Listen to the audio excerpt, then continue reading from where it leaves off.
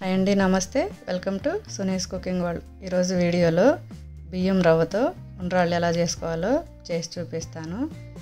బయటికి వెళ్ళి పిండి పట్టించుకొచ్చి చేయాలి కుదరదు అనుకున్న వాళ్ళు, ఇంట్లో చిన్నపిల్లలు ఉన్నవాళ్ళు, లేదా కొత్తగా పెళ్ళైన వాళ్ళు, అవి చేయటం చేత కాదు అనుకున్న వాళ్ళు ఇలా బియ్యం రవ్వతో ఉండ్రాళ్ళు చేసుకోండి. చాలా ఈజీగా ఉండిద్ది.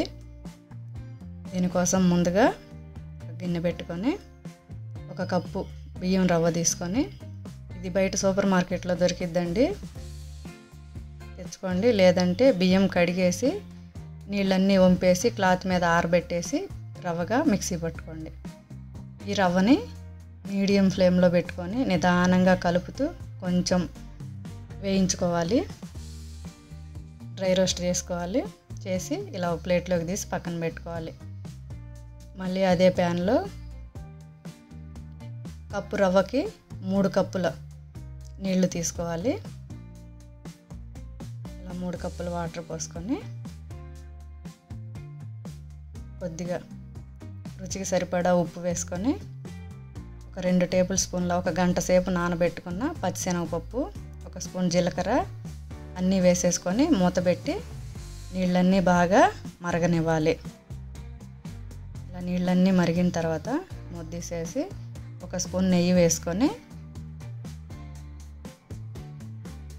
తర్వాత ముందుగా మనం వేయించి పెట్టుకున్న బియ్యం రవ్వని వేసేసుకొని సిమ్లో పెట్టుకొని బాగా ఉడకనివ్వాలి.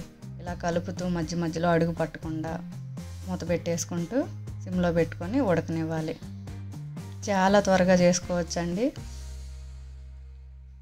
ఇలా వినాయకుడిని 1 రోజు కానీ 2 రోజులు కానీ మనం ఇంట్లో ఉంచుకుంటాం కదా. ఒక్కొక్కళ్ళు 1 రోజు ఉంచుకుంటారు, ఒక్కొక్కళ్ళు 3వ రోజు వరకు ఉంచుతారు. అలా ఉంచుకున్నప్పుడు ఒక పూట నైవేద్యంగా ఈ ఉండ్రాళ్ళు కూడా చేసి పెట్టండి. చాలా బాగుండిద్ది, చాలా త్వరగా అయిపోయిద్ది. ఇలా అంతా దగ్గర పడే వరకు బాగా సిమ్లో పెట్టుకొని ఒక 15 నిమిషాలు 20 నిమిషాలు పట్టిద్ది ఉడకనివ్వాలి. అంతా ఉడికిన తర్వాత మళ్ళీ లాస్ట్లో 1 స్పూన్ నెయ్యి వేసేసుకొని అంతా కలిపేసేసుకోవాలి. బాగా అంతా కలుపుకున్న తర్వాత మూత పెట్టేసుకొని ఆ వేడి మీదే ఒక పావు గంట 20 నిమిషాల పాటు మగ్గనివ్వాలి. తర్వాత ఒక 20 నిమిషాల తర్వాత తీస్తే కొంచెం చల్లారిద్ది, గోరువెచ్చగా ఉండిద్ది. ఇప్పుడు ఉండ్రాళ్ళుగా చుట్టుకోవాలి. కొంచెం చేతికి నెయ్యి రాసుకొని మనకి ఏ సైజులో కావాలో ఆ సైజు ఉండ్రాళ్ళుగా చేసి చుట్టుకోవాలి.